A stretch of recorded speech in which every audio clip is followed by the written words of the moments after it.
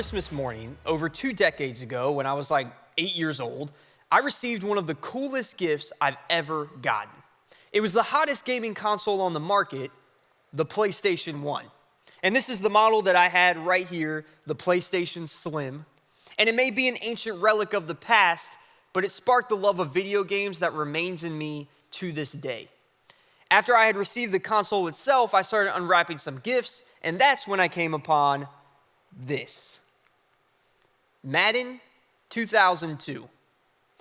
I discovered at that moment that it was possible to combine my love of video games with my love of sports. And this is the actual copy I got. This is the same exact game that I got all those years ago, and I played it all the time. However, while I love the sport of football, I didn't really understand the mechanics of it at all. And I was still too young to really be any good at video games anyway, much less something as complicated as Madden. So that meant that it was easy for my dad to kindly ask if I wanted him to play with me before he proceeded to crush me every single time. Now, make no mistake, that changed as I got older, a fact that I relish in and will not let him forget. The problem was at that time, as much as I loved video games and sports, I hated losing at them even more. I remember one time we were playing and I had lost a previous game, so I was already super heated by the time we started the next one. So in my first drive of the game, landed on a 4th down, I did what any self-respecting Madden player would do, and I decided that there was no way that I was gonna punt the ball. I went for it, and I could have sworn that I got the first, but the game said I didn't, and I turned it over on downs. As if that alone wasn't bad enough, I could hear John Madden's voice as he commentated on my play, and he was saying things like, "I can't believe that they would make that decision. They should have punted. What in the world were they thinking?" And it made me furious to hear him saying those things about me. So I jumped up and I threw my controller and I started yelling at the screen as loudly as I could, "Shut up, John! Shut up! Shut up!" And I was crying and I was screaming at a computer, and it just wasn't pretty. It happened. I'm not proud of it. The worst part, though, in all of it is that my mom, she was even angrier at me for how I had chosen to react to the situation than I was at the situation itself. She told me that I wasn't allowed to play anymore for the rest of the day, and I got sent to my room. She also told me that if I ever did that again, that she would get rid of the PlayStation altogether. Now, between you and me, I do not think that my dad would have let that happen because he wanted to play it, but at this point, I wasn't even upset with John Madden anymore. I was now beefing with my mom because she wouldn't let me cook on the stage. But ultimately, she was completely right. Because the way that I was reacting to my anger was completely unacceptable. And she knew that if I grew up believing that it was okay to allow myself to act like that when I got angry, it would get a whole lot worse when the situation had more severe consequences than simply losing a video game. The unfortunate truth for all of us today is that far too often we let our anger control us, and it leads us to say and do some really hurtful things. We talked about that last week, and we're expanding on it now because whether you've already made the decision to follow Jesus or not, we all have to do better at this. But especially if you're a follower of Jesus, your anger, is something that you have to take seriously. The good news is that learning how to respond to our anger is something that we all have the power to do right now. And there's even more good news. There are healthy ways to respond to our anger, even if we feel that it's justified.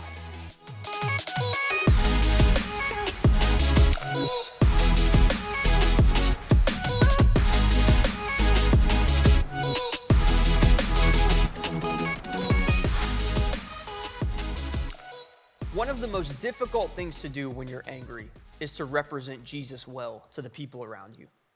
It's really easy for us to put aside how Jesus wants us to treat people once we start seeing red. The thing is, one of the most effective ways to show people just how great Jesus truly is to act like him and to love others like he does, even when it's hard. Anger is something that we're never going to be able to completely overcome, so it's super important that we learn how to respond to it in a healthy way. People following Jesus have been trying to do that for a really long time now, and I think that we can learn a thing or two from their experiences. Soon after Jesus was raised from the dead and ascended into heaven, the people who had been following him started a new movement called the Way. These were the earliest churches practicing what would eventually be called Christianity. How this early movement worked is people who were fleeing persecution or people who were sent out on mission for Jesus, they would settle somewhere and they would engage with the community of people there over an extended period of time. And they would talk about how amazing Jesus was, how much he loved them, and they would teach people how to follow him well. And that last part is where most of the anger issues would arise and would lead to some pretty serious complications. A lot of the conflict came from the fact that there were two major groups of people who were participating in the Way. There were people who had previously been Jewish, and then there were people who were labeled as Gentiles. A Gentile was simply anyone who wasn't Jewish. And it was pretty easy for some issues to arise amongst these groups of different people because up until now, they hadn't really interacted much at all.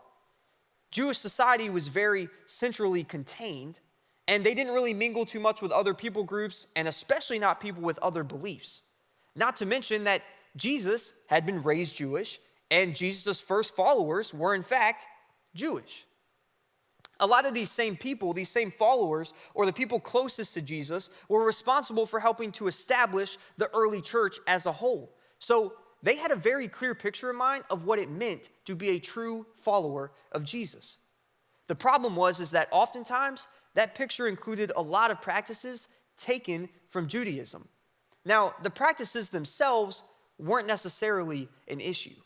It was the fact that many of the previously Jewish believers now believed that Gentiles weren't capable of being fully fledged followers of Jesus unless they also adopted those same Jewish practices as part of their faith. And I can really empathize with both sides of the argument here if you look at it.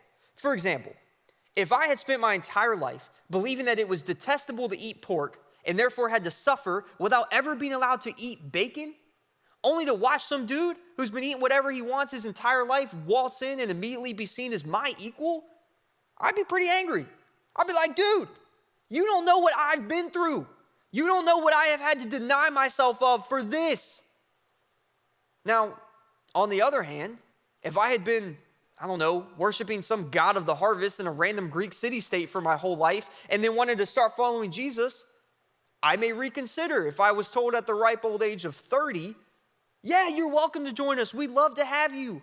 All you have to do is get circumcised. You know what? I think I'm good. I might stay where I'm at.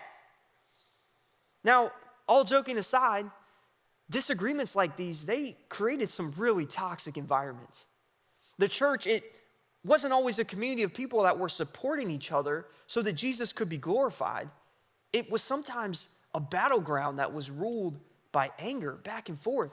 And it became more about who was right than who the righteous one was that everybody's lives were supposed to be built around. People turned against each other, people got hurt, and ultimately, Jesus was not represented well. Because when we respond poorly to our anger, we misrepresent Jesus. And it got so bad that certain prominent leaders who wanted to see Jesus' movement prosper, they had to get together to figure out how they were going to teach people to deal with all of this. And one of those leaders was Jesus' brother, James. In the New Testament, you can read the book that's named after him pretty quickly. It's short. And you'll see throughout it that James thought that it was really important not to mince any words. He was a straight shooter, and what he has to say can be really convicting if you're ready to take it seriously. When writing to people who were a part of these split communities, this is one of the things that he had to say. What causes fights and quarrels among you? Don't they come from your desires that battle within you? Why were people fighting? Why do we still fight today? Because of what's within us. See, the truth is, we're never going to be able to control how other people choose to interact with us. That means that we have to fight the desire within us to have to be right all the time. We have to fight the desire to get back at people. We have to fight the desire to always win Because when the love of Jesus supersedes everything else inside of us internally, his kingdom can grow externally. We have control over how we choose to respond. And if we don't choose to respond well, we can and will get in the way of people coming to know Jesus. I like to think that I'm pretty good at this kind of thing. I'm not perfect, of course, but I don't really ever lose my cool with people. I can normally handle conflict in a measured, calm way. But a couple months back, I experienced one of the most frustrating things that's ever happened to me. I was on the way home from the church late one night over the summer, and a deer felt the need to get up close and personal with my car, and that resulted in the deer and my car experiencing some less than ideal circumstances. And that event kicked off a 4-month-long and very expensive saga of me battling with body shops and with insurance. Trying to navigate the whole thing felt like a second full-time job, and as the weeks wore on, I was balancing finding these random vehicles to borrow so that I could get to work and get my kid where she needed to be, and my wife needed to get to work too, and it just became super difficult. I was on the phone getting bad news about the process daily, and over time, I got a little more frustrated than I normally would. Now, I wasn't like cussing at anybody, and I only sometimes raised my voice, but I still wasn't very proud of myself. See, everybody who was involved in this situation, they knew that I was a Christ follower. They didn't really know me at all, but they knew who I claimed to love and who I claimed to represent to the world.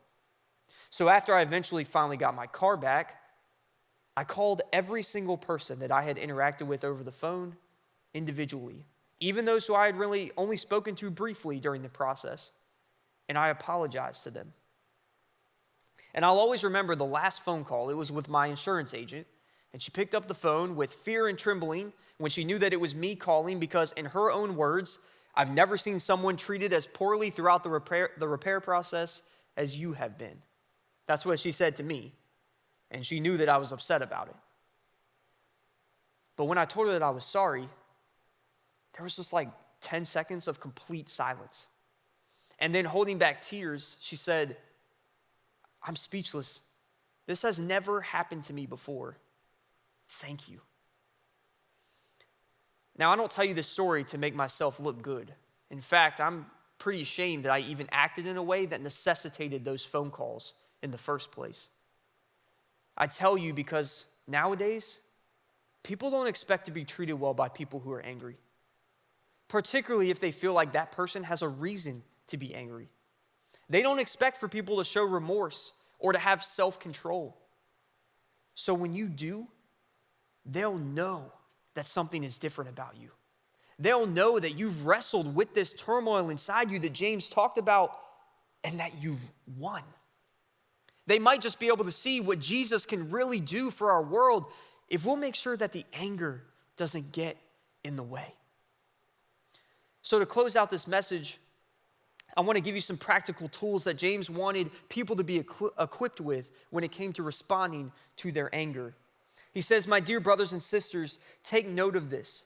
Everyone should be quick to listen, slow to speak, and slow to become angry, because human anger does not produce the righteousness that God desires." Being quick to listen, it means going into every situation with an understanding that even though you think you do, you really don't know everything about all of the circumstances of that situation. You don't know someone's motives or their heart or what they're dealing with.